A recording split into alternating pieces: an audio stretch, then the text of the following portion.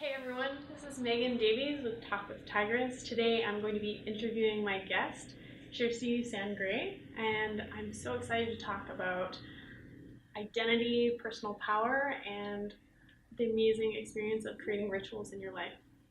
So, Kjersti, tell us a little bit about you, and why don't we just start off with what your business is called? It is called New Life Rhythm, and I'm located in the Seattle area, and I do acupuncture, shamanic healing, acutonics, which is a type of sound healing, and craniosacral work. So, like, Jill of all trades. I have actually had the pleasure of getting some healing work from her about 3 weeks ago, and it's actually what inspired me to bring you on. I just Awesome. felt so amazing from it, and it was deeply healing in a way that is a little tricky to explain. Yeah. I felt a little out of it afterwards, not in the like dangerous kind of way, but more like I definitely shouldn't be driving. Right. Yeah, it can be a little disorienting when you go into some of the deeper patterns to bring change, definitely. Do you think you can break it down for some people who haven't had any experience with, like, what does that mean? Especially, I think acutonics was a new word for me. What does that mean? Like what a session kind of looks like in Yeah. part. Yeah, so acupuncture is pretty, self-explanatory. The acupuncture needle is going into the different meridian points and helping to have flow and the meridians throughout the body and restoring the chi. And if there's blockages, it can help with that. And if there's pain, it can help with that. And just restoring general homeostasis throughout the system. And then acutonics is using sound vibrations on the points. And so the system that I learned is through the Kairos Institutes, and they have all different kinds of forks. So a lot of them are based on astrological influences. So I have a full moon fork and a new moon fork, and then the planetary forks. And yeah, so those can be used on the points and above the body just to help shift energy as well. And then the shamanic piece can look a little bit different, can be drumming, can be rattling, sometimes singing, but it's just kind of going into deeper energetic patterns. And what that can be like for a person probably varies, right? Some people kind of trance out, some people stay pretty present, some people feel things shifting, sometimes people cry or get happy. I would say it's a pretty individual experience, but you're always held in a very safe container. And I encourage people to ask questions if they have them throughout. It's a kind of interactive process. If people want to be interactive, I encourage them to ask what's going on if they're feeling uncomfortable, and kind of dynamic process like that. Yeah, I love that. Thank you. Yeah. That was actually my favorite part of like working with you. Like, there's a lot of different like nuances, things that are really going on. I love the tuning forks. That was the first time I've experienced that. Awesome. Yeah. I had gotten some acupuncture, and then she had used the forks on different, like, around the points. And it was a gentle vibration. So some of you don't know what it's not actually like a fork, like a pronged thing. Yeah. Can you describe kind of what it looks like? One, but it's, there's like a shaft, and then at the end there's like two little, they're not balls, but they're kind of semicircles, and so I just activate them on a rubber activator, and then they just vibrate a little bit. And then some of them are kind of two prong out like that, and then I activate those, and those are used more above the body. Yeah. It was amazing. I love them. I'm a big fan. Yeah, that was actually what I learned first, was the sound, and it was cool because I got to learn some of the acupuncture points, but also I just find that the sound takes people to this really deep primal place. Yes. And I think it's really powerful. Absolutely. Yeah. I love it. So going back to this like interaction, for those of you who haven't had energy work, I highly recommend it. It's a very different take on, and especially now we have so many different healing modalities that are so accessible to us, and I think it's a very exciting time. So the interactive part was so interesting because I was talking about what I was experiencing and feelings that were coming up in my body, and she was telling me what she was experiencing on her end. So it was really amazing and dynamic and kind of special to see the multiple layers of what was going on. Very cool. Yeah, I find that having people be engaged if they want to be can kind of take things to a different level, because sometimes it'll be like, oh, I'm having this memory of this thing that I vaguely remember, and that can kind of be the end to what needs to bring the unraveling. And so what we're doing there is the energy and the spirits. I work with compassionate healing spirits. That's part of the shamanic work, healing. They will help to bring healing to those aspects of self. So sometimes that can be a part of self that might be lost in the past, if there was a particular trauma, and the spirits and the practitioner can go and help bring that part back, help that part to have energetic healing, and then bring it into the self to be restored energetically. And people will often notice pretty big shifts from that. Like if you lost a part of your soul when you were 4, and that was your ability to self-advocate, and you didn't have that, and then that returns energetically, just putting that back into the imprint of you can shift a lot of things in pretty powerful ways. Beautifully said. Yeah, we all need that. Exactly that. I had lost parts of myself due to a trauma, and I would say it was really a catalytic moment, like having that work done, and then continuing to make different choices that supported my own growth. So, really grateful. Yeah, it's been amazing to let that stuff go and bring parts of myself back in. Really special. So, bringing us to our main topic today, you talked a little bit about identity, especially parts of yourself have left or have been broken, and it seems like that's a huge theme in the work that both of us do, actually. Yeah, definitely. Identity. Yeah.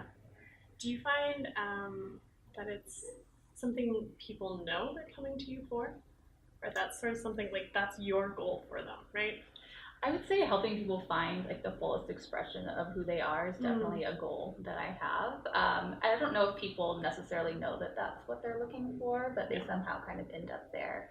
And I often work with a lot of people who've had trauma, and so trauma is a big part of kind of blocking the ability to be the fullest expression of yourself, in my experience and in the experience I've seen with clients and different people, because maybe something happened and then you feel like, you can't use your voice, or something really terrifying happened and you were stuck in a really traumatic situation, and learning how to self-advocate and then be able to show up in your life in the ways that you want to.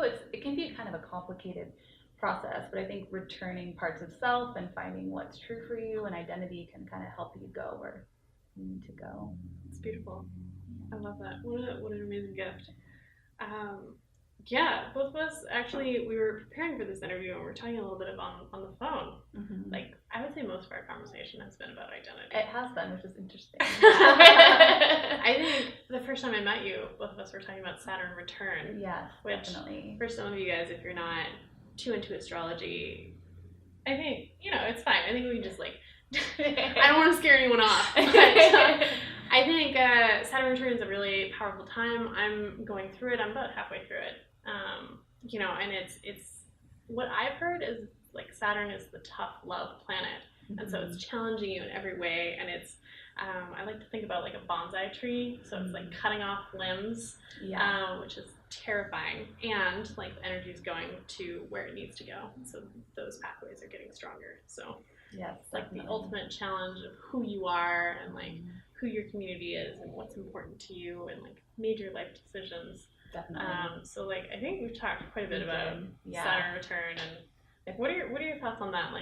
Coming into 30 and after 30, that chunk is kind of turbulent for a lot of people. It definitely is. Yeah, I just finished my Saturn return, probably right when you started, because mine's in Sag, and it was a huge time of shifting for me. And I am into astrology, so I knew Saturn return was coming when I was 25, and I was like, I got this. I'm gonna I'm on top of it. I know who I am. I had it all figured out. And then around 29, everything in my life changed. I got really sick. I was in an injury. I had been really active and really involved in different communities, and I really couldn't do any of that work anymore. Not that Saturn return has to look like that for everybody. I would say it's definitely different, but for me, that's what it looked like. And all of these pieces were parts of my identity. I was doing aerial. I was doing yoga. I was facilitating ceremonies. I was helping people with their classes, very active. And when I couldn't do any of those things anymore, and I had to just come and be present with myself, I'm like, wow, do I love myself if I'm not doing all those things? Do I accept myself just because I'm a person in the world that is living? And it's been a journey. Still kind of figuring all that out, but I definitely think that time, Saturn return for most people, is pretty catalytic, and a lot of things will kind of fall away, a lot of things will come to the surface, but a lot of it is about, what is true for you and who are your people and where is your place. And that always continues to evolve, but it's definitely like a little pressure cooker of a time. 100%. Yeah. Absolutely. Yeah, I too had a trauma last year, so the beginning of my Saturn return, and it really, the same thing, complete identity crisis. I had this threat in my life. Well, it's not a threat. I had a baby. I had an unplanned pregnancy, and that postpartum time created ultimate identity shift. Like, I was no longer a researcher who was collecting information. I was not a physical person who was working out 4 and 5 times a week. I couldn't do anything. I couldn't stand and cook. I wasn't learning things constantly. And my social circle like really dwindled. And so in those moments, I was completely overwhelmed with where I was in my life and being this caretaker of this beautiful being and nothing else. And since, I'm very grateful for this experience because it's given me a look into this world of like the postpartum world and given me such deep empathy and compassion for people who are struggling with identity loss through trauma, injury, birth is trauma and injury. It's both. You're a different person after. Yeah. Yeah. It's interesting. We're both kind of a little bit talking about crisis and how it can change you. Do you find that sometimes it's harder to relate to people who haven't had a major crisis? Me personally? Yeah. I would say so. I feel like most people have had trauma or crisis of some sort. I think it's a matter of how connected people are to that, because it's pretty easy to disassociate and be like, oh, that thing happened, I'm just going to put that over there. And sometimes people need to do that for the healing process, and that's understandable. But yeah, I would find that people who've really been changed by their experiences and been present to them, like, I'm definitely end up usually being more engaged with those people. Yeah. Yeah, I've been trying to do as much work as I can on my whole experience because, I'm a big advocate of life is happening for you, not to you. And, everything is an opportunity for growth. However, that is quite a sunny outlook that is said after the fact with wisdom and perspective. It's a little bit different. What would you say to someone who's going through a crisis right now? I mean, I think we can both chime in on this. Oh yeah, definitely. I mean, I think first, depending on what's going on, like getting yourself into a safe environment of some sort and finding people who are going to help advocate for you if you're not able to advocate for yourself. And so maybe that's even calling the crisis clinic if something's like really acute trauma. But if it's not in that acute place and you're just trying to find a way to work through it, I think that there's a lot of resources, but one of them is just coming center into your own heart and into your own abdomen and connecting to the earth and connecting to the elements. I find those things to be really helpful and grounding. But then also, if you happen to live in Seattle, there's a ton of healers here, all different kinds, energy healers, massage therapists, acupuncturists, therapists, all kinds of different things. And so finding a care team definitely can be helpful. And there are places here that do sliding scale for that kind of work too. So it is accessible here. 100%. Yeah. Yeah, I believe it. Yeah, always. I think it's like on my list of like self-care items. It's like, especially, to jump around a little bit, but call a friend. I think often we get stuck in our own suffering or loneliness, and we forget that all of our emotions are universal. So, there's a good likelihood that someone that loves you has had that same emotion. Maybe not that same experience, but grief, shame, anxiety, loss. These are all human experiences. And so, you are never alone. So, thank you. We got a little dark there, but I like it. That's part of life, though, right? Like, you have to go into those places. And 100%. I think it's important to accept that, not everything is always sunshine and rainbows, and part of the healing process is messy and, you know, doesn't look pretty all the time. It's like really going there. It's like you're transformed by that. Yeah. Yeah. Absolutely. A good friend of mine says like it hurts on the way in and on the way out. Yeah. It's like you think about like a thorn, right? So like it hurts when you pull it out too. Yeah. And I think about that in the moments that I've had a trigger, you know, it's just like, oh, this is old trauma and it's like leaving and it hurts a lot. But like that awareness is always key to like bring awareness of what's happening. Definitely. Yeah. So self-identity, I feel like you and I could just keep talking about self-identity for hours. Totally. Sure we could. Yeah, I think, you know, we talked a little bit about getting wrapped up in what defines you and like the ego. I think I've been learning a lot about the ego, you know, coasting through the Saturn return, like, and I think I'm enjoying the process of constantly stripping it off. But at the same time, like, the ego's good. Like, it does serve a purpose. Like, what are your thoughts on the ego and how that plays into identity? Yeah, I think a part of what we do and how we're defined, like, it's a dance, right? Like, some of that is necessary because it's our work in the world and what is moving through us and what's wanting to manifest. And so I think it does have a place, but getting stuck in the, oh, why didn't this happen? I had all these ideas about what my life is going to be, and getting stuck in the stories of ego can be challenging. And that's a part of living, right? So it's like, you just come back and remember, it's like, okay, I can kind of let that go. And I love that. Come back to center. Yeah. The story work. I think like that's my favorite work I do with clients. Yeah. Is like pull attention into like, that's a story. Like, how long have you been telling yourself that? And I'm very fascinated with it because it's a survival mechanism, right? Like, I survived up into this point by believing that this is true. And, you know, like 90% of the time we've outgrown most of our stories. Yeah, we don't realize it. No, of course not. Yeah. I've been using this metaphor of, you know, of course I grew up in Canada, so I talk about snow pants. Like, people here don't use snow pants, but, you know, this old identity is like putting on your childhood snow pants. And like, it's comfortable and nostalgic, and you remember being a kid and like being in the snow. I do, you know.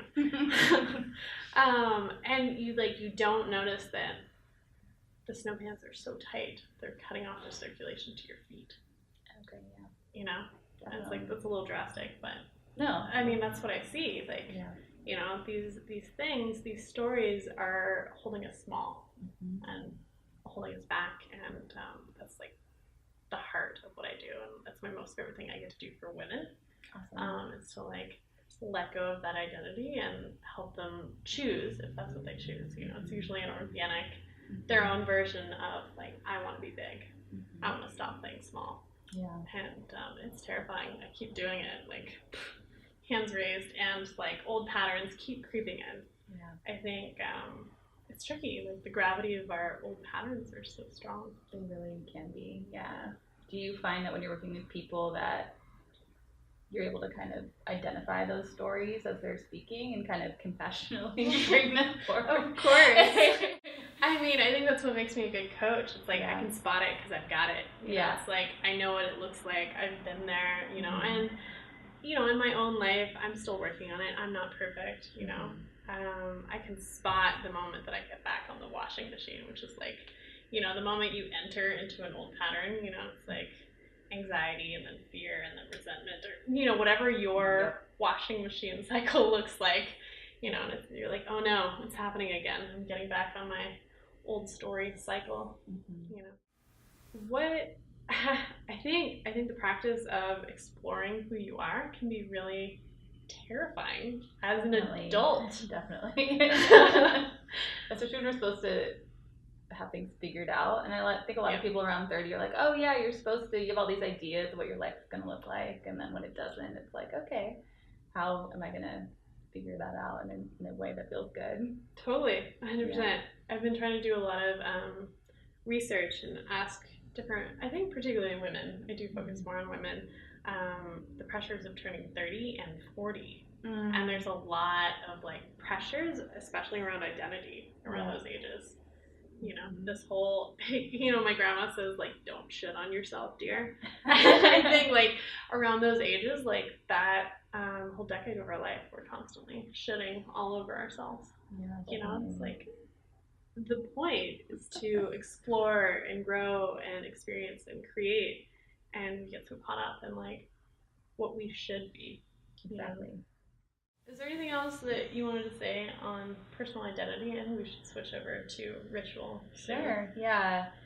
I think just finding the things that resonate, right? And knowing that that changes over time. It's like maybe you want to dance and maybe you want to write and maybe you want to sing, and then all of a sudden that doesn't feel right anymore. And like, that's okay if it doesn't feel right anymore. You can move on to doing something else.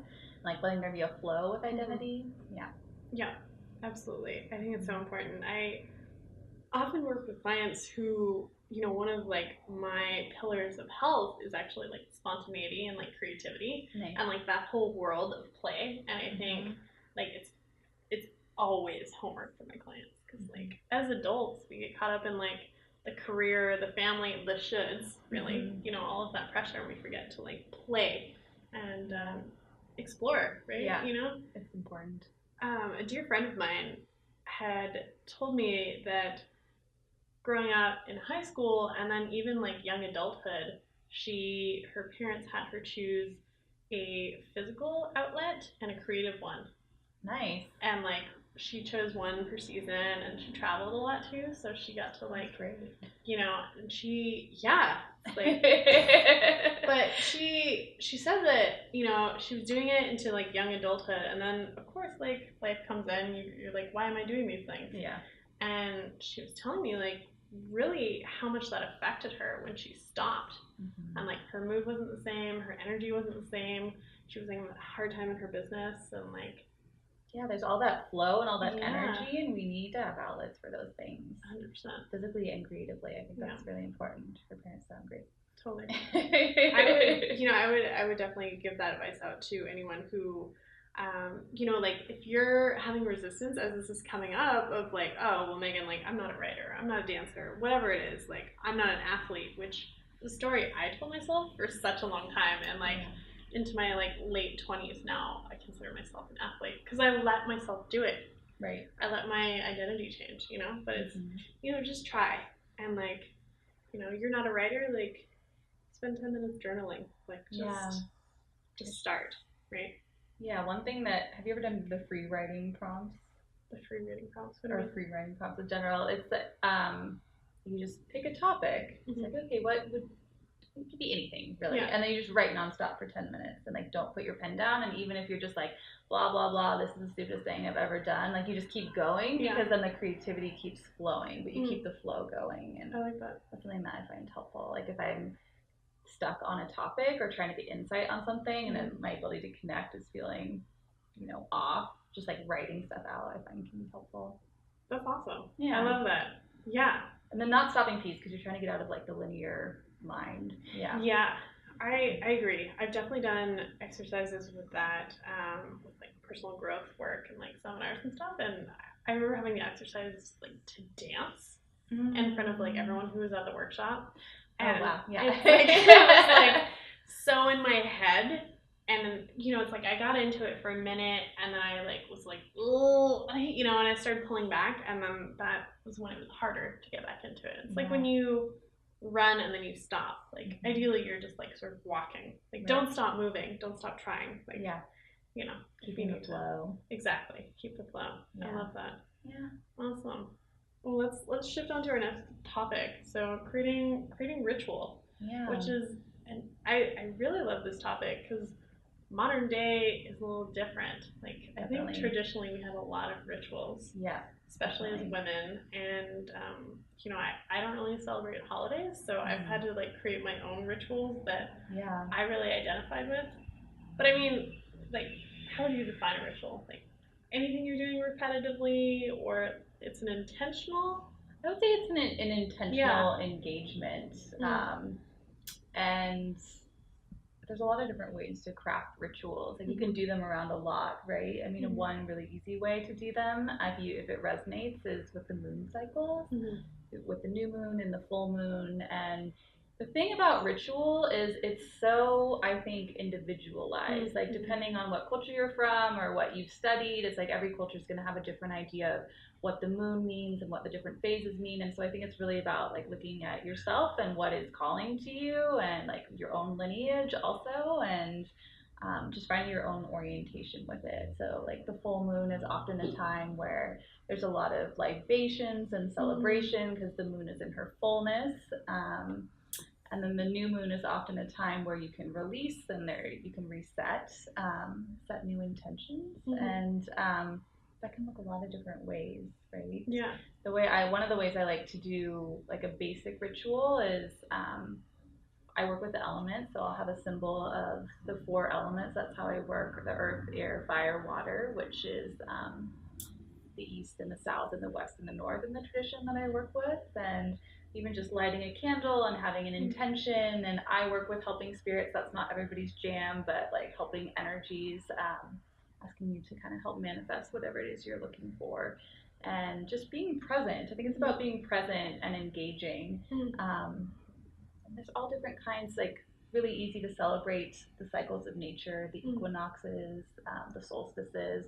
Those are really powerful times when the energy is shifting. And if you connect to those energy shifts in the earth, like especially as women, but all people really, like you feel that resonance of the earth within you, and the shifting that's happening can be really powerful. There's all kinds of different ceremonies you can do around those times. Yeah, absolutely. There's so many different places I like want to jump in. Yeah, there's so much there. Yeah, there's so much to say.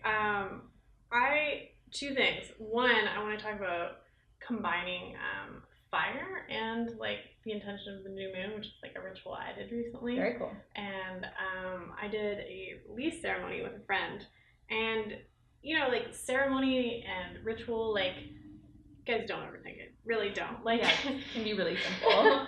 Complex. Right. My closest friend and I, we set a fire in her backyard in a fire pit in a contained, you know, it's like we set a fire, like, oh dear, like, I'm not on board with that kind of ritual. But it was a new moon. We had made a decision beforehand of like, oh, hey, like, let's get together and like burn some stuff that isn't like serving us anymore. And we just used recipe cards from her kitchen, just like wrote it on a Sharpie, and we wrote things that we didn't want. I did like 2 sides of the coin, so like the opposite. So I did what I didn't want to have in my life and like what I was bringing in. Awesome. We did sort of like hot dog style, which we like skewered it with like a stick, and then we roasted it, and it like burned up and like fell off the stick, and it was so beautiful to like make that intention to like, I don't want this anymore, I have outgrown it, I want something bigger for my life. And like that was actually my intention, is like to be big and stop playing small, and like I'm ready for my greatness. And to really set that intention and feel, you know, the parts of myself that like were afraid to be big and like a little bit of anxiety left.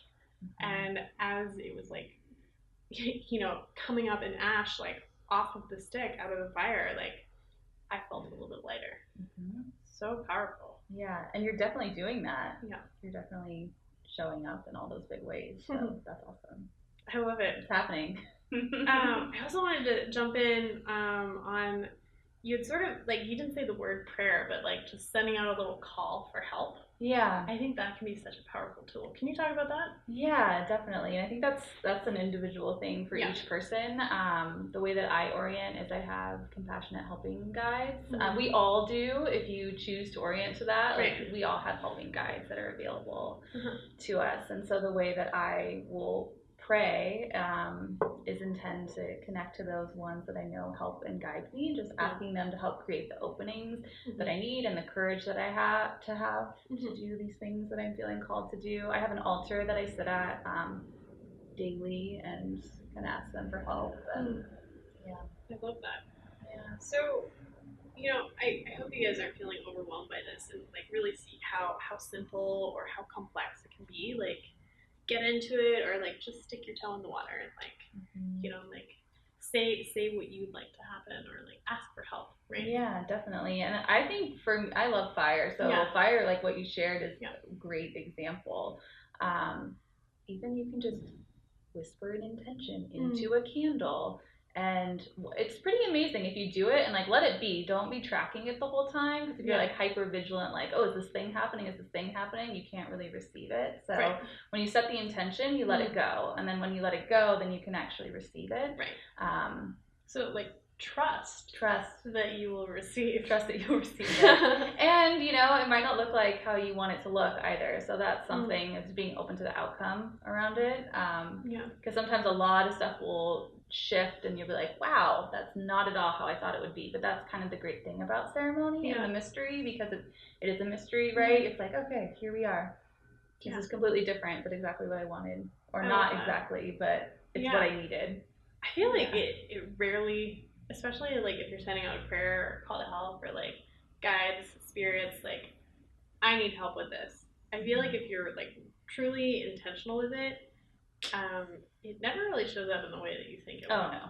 It's like you may be looking for something, and like the vehicle in which it arrives is not exactly what you ever pictured. Yeah, I would say I've experienced that even the last couple of weeks. Do you have a personal story with that? Oh, I think I'm gonna not share that one. Okay, but yes, I will just say these retrogrades and these eclipses this summer, it's like bringing stuff back to review, right? And it's like some surprise things came to the surface, and I'm like, oh, okay, thought that was gone. Now I'm gonna look at it in a different way. Exactly. But here it is in front of me. So yeah, I love that. I had a friend, another little personal story for me, which I don't think I had this experience with awareness before. It probably has happened multiple times, but I put a little cry out for help, because a friend was just like, Megan, just like ask your angels or your spirits for like some help, and I'm like, what does that even mean? You know? And I'm like, okay, all right, like I feel stuck, you know, like I'm a high achiever, I'm kicking butt, and I still have like moments where I'm feeling a little like, is this working? You know, we all have insecurities, and so put out this little prayer of like, spirits, guardians, I need some help. I feel stuck and I feel stagnant. And I'm just like, okay, fine. So I was on my way to yoga, and I decided to sit down. I was on my way very early to yoga, and I'm like, I'm just gonna walk there and take my time to walk there. It's like a 15-minute walk. And I sat down on the park bench, and I sat there for a little minute, and then this little girl sat next to me, and just like, I had never met her before. She was probably like 10 years old, and she immediately was like, I like your cat tattoo. And I was just like, oh, well, thank you. Like, the tiger is really important to me. It's like one of my spirit guides. It's like, bing, bing, bing, bing, bing, bing, bing. Nice. It's like, she was my little guardian angel, and she was like, I love cats. I have all these cats in my house. Like, another red flag, right? Not red flag, white flag maybe? I don't know. Like, it's a good sign. Bringing to awareness. And she starts asking me all these questions. She's like, can we talk about cats? Like, why do you love cats? And That's she's really amazing. just like asking me, like, who are you? Like, what does it mean to be Tigress? And I just, like, it was such a smack in the head from like, Megan, you are surrounded by resources. Like, you just need to ask for help. So I love that story. She also was like just so sweet with me. She gave me a hug. Aww.